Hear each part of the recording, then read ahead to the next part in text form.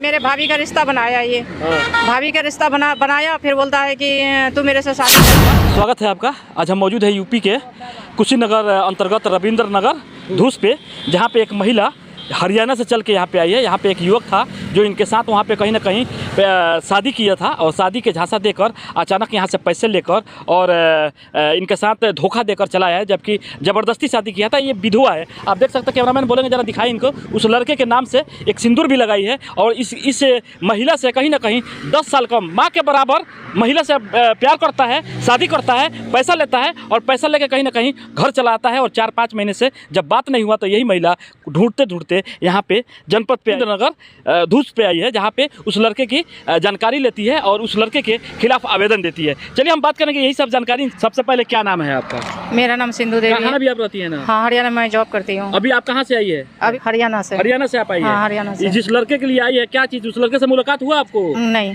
क्यों? एक दिन मुलाकात हुआ, उससे एक दिन मुलाकात हुआ मेरी, कल हुई थी मुलाकात। अच्छा, एक चीज बताइए, उस लड़के से पहले आपका कहीं शादी हुआ था? हाँ। कहाँ पे शादी हुआ था? ये अहमदाबाद में। तो फिर उसके बाद क्या ऐसा मौका आया कि इसको चुनना पड़ा? मैं मेरे हस्बैंड एक साथ रहती थी और मेरे हस्बैंड मैं ड्यूटी भी करती थी। उसको हार्ट अटैक से उसकी मौत हो गया। हार्ट अटैक से मौत हुआ, जिसके बाद इस लड़के के संपर्क में कब आए? हार्ट अटैक से उसका मौत हुआ। 5-6 महीने के बाद ये भाभी का रिश्ता बनाया मेरे से। क्या नाम है इसका? चंदन बाबू। कहाँ का रहने वाला? सुगही के रहने वाला है। फिर क्या हुआ? थाना रविंद्र नगर, जिला कुशीनगर, यूपी।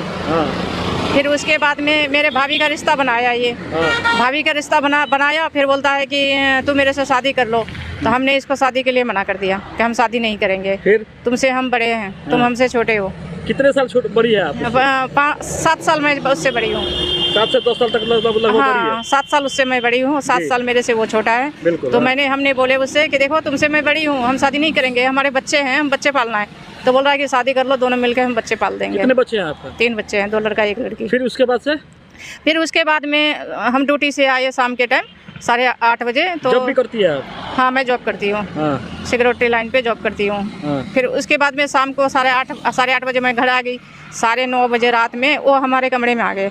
बाजू पकड़ लिए, बाजू पकड़ के बोल रहा है कि तुम हमसे शादी करोगी या नहीं करोगी। हमने बोला कि शादी नहीं करेंगे। बोला शादी नहीं करेंगे तो मार देंगे जान से। क्योंकि मार दो। वो चाकू को दिखाने लगा मुझे, अब मुंह पकड़ के मेरी दबा दी। अपना जीजा था, जीजा को बुला लिया और जब जीजा को बुलाया तो मेरे को पकड़ लिया। बोला कि साली को पकड़ो ना तो इसका होलैया बिगाड़ेंगे। वो लोग पकड़ लिया, मुझे पकड़ा ना तो फिर वो गलत काम कर दिया। वो आपके साथ शारीरिक संबंध भी बनाया है? हाँ। कितने बार बनाया है? यानी 15 दिन में कम से कम 10 बार बनाया है ये। आप उसके संपर्क में कितने साल पहले से थी? 3.5 साल से हूँ मैं। 3.5 साल से आप रिलेशन में थी आप? हाँ, 15 दिन तो हम नहीं थे रिलेशन में। उसके माँ बाप सबसे बात करवाया। वो हम कंप्लेन करने के लिए मांगे थे, क्योंकि 24 घंटा मुझे कमरे में बंद कर दिया था वो और उसका जीजा। आपके बच्चे कितने हैं? 3 बच्चे हैं। 3 बच्चे हैं? हाँ। और तीनों बच्चे कहाँ थे उस समय? अपने गाँव। अपने गाँव थे? हाँ, अपने गाँव। तो फिर ये कैसे धोखा देकर भाग गया, कैसे चला आया? धोखा ऐसे नहीं हुआ है। फिर उसके बाद में ये 15 दिन तो ऐसे हुआ। 24 घंटे हमको कमरे में बंद कर दिया है। जब 24 घंटा बंद किए तो मेरे मोबाइल जब्त कर लिए। पुलिस में जाने नहीं दिए। हमने ठेकेदार को भी शिकायत किए थे, तो ठेकेदार कह रहा था कि तुम शादी कर लो, उससे बच्चा भी पल जाएगा। मैंने हमसे कोई वो नहीं किया। फिर वो धमकी दे दिया कि तुम किसी से ये सब बात नहीं बोलोगे। फिर उसके बाद में मेरे कमरे में फिर आया और जबरदस्ती फिर मांग पे सिंदूर भर दिया। बोल रहा है कि सिंदूर जो है उसके नाम पे है? हाँ। उस लड़के के नाम पे? हाँ। और कह रहा था कि तुम हमारी पत्नी बन गए, तुम हमारी पत्नी हो गए, पति पत्नी है हम साथ में। ऐसे कह रहा था कि पति पत्नी है हम साथ में आप। फिर 10 दिन के बाद वहाँ रहे, 1 महीना उस कमरे में, तो पूरे बिल्डिंग हल्ला हो गया कि एजदार लेडीज से शादी कर लिया, एजदार लेडीज से शादी कर लिया। पूरा बिल्डिंग खाली हो गया। फिर वहाँ से कमरा खाली कर दिए। गुड़गांव हम लोग चले गए। वहाँ बिल्डिंग लाइन में हम लोग ड्यूटी कर रहे थे। वो सुपरवाइजर थे और हम ईंट पत्थर देते थे मिस्त्री को। जब ईंट पत्थर हम देते थे तो बिल्डर ने सैलरी देता था तो उसी के हाथ में देता था, क्यों सुपरवाइजर था और सारा लेबर का सैलरी उसी के हाथ में आता था। तो हमने बोले कि सैलरी सब कहाँ है? तो बोला कि बैंक में जा रहा है। ऐसे मेरे से कहा बैंक में जा रहा है। फिर मैं भी शांत रह गया। तो वो फिर मेरे से कह रहा है कि तुम्हारी हस्बैंड हूँ मैं और तुम हमारे ऊपर में शक करती हो, तुम अपने कमाओ, हम कमा रहे हैं, मिला जुला के एक गाड़ी निकाल लेंगे। ऐसे कह रहा है, मिला जुला के एक गाड़ी निकाल लेंगे। तो फिर हमने कुछ नहीं बोला कि ठीक है अपना बिजनेस हो जाएगा तो ठीक है, 2 पैसा आएगा।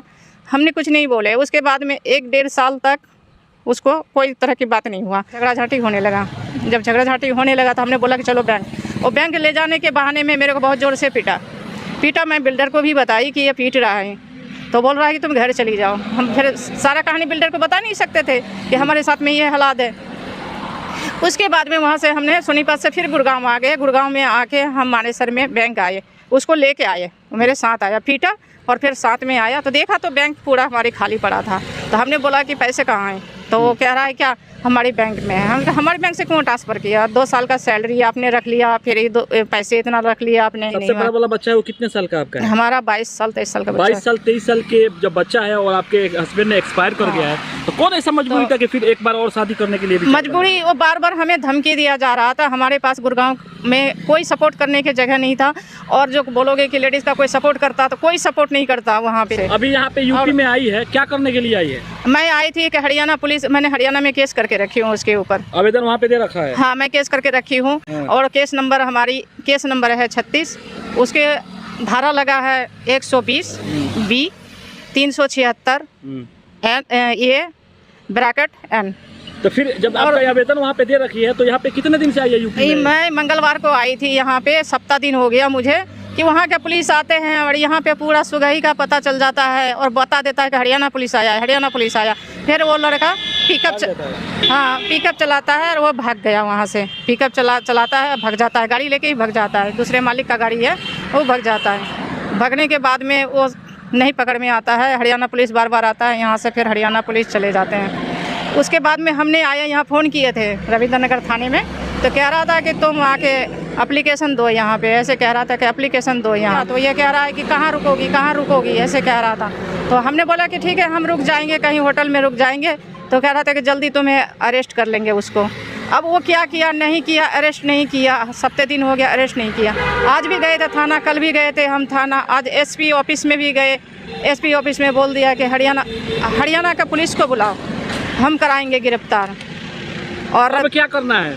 अब करना है कि हमें इंसाफ दिलाइए। और क्या उस लड़के के साथ में रहना है या आपके पैसे चाहिए या हमें इंसाफ दिलाइए। पैसे तो चाहिए हमें, इतना धोखा किया, धोखाधड़ी किया हमारे साथ में, शरीर संबंधी भी किया, वो पैसे तो चाहिए हमें और उसको सजा होना चाहिए। अगर वो आपके साथ रखना चाहे तो आप रहेगी?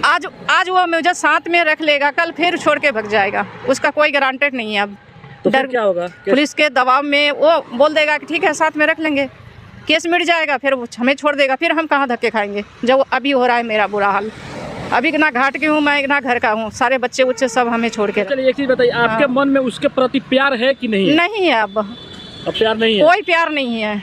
वो हमारे सामने मर भी जाएगा ना तो कोई प्यार नहीं है। इतना दिल आपका दुख चुका है? एकदम कोई प्यार नहीं है। भगवान कह के एक्सीडेंट हो, गाड़ी चला रहा है, एक्सीडेंट होकर मर जाए। इतना दिन से मैं बद्दुआ नहीं दे रहा हूँ, अब बद्दुआ दे रही हूँ उसको मैं, कि हमारे दिल जैसे मैं दर की ठोकरे मैं खा रही हूँ ना, वो भी खाए कम से कम।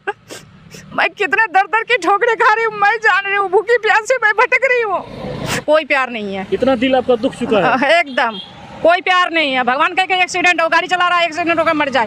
इतना दिन से मैं बद्दुआ नहीं दे रहा हूँ, अब बद्दुआ दे रही हूँ उसको मैं, कि हमारे दिल जैसे मैं दर की ठोकरे मैं खा रही हूँ ना, वो भी खाए कम से कम। मैं कितने दर की ठोकरे खा रही हूँ, मैं जान रही हूँ, भूखी प्यास से मैं भटक रही हूँ।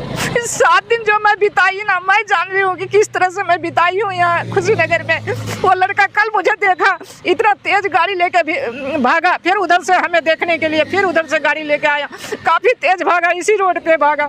हम उसको पकड़ भी नहीं पाए कि हम बैठे थे वहाँ पे, और वो हमें पहचान लिया कि आई है ये यहाँ पे। बताइए, बहुत तकलीफ की बात है, जिसे आप प्यार करती हो आपको देखकर भागता हो। वो खुद भाग रहा है, पुलिस को देख के भाग रहा है, हमें देख के भाग रहा है। सब पुलिस वाले कह रहा था उनके घर क्यों नहीं जाती, उनके घर क्यों नहीं जाती।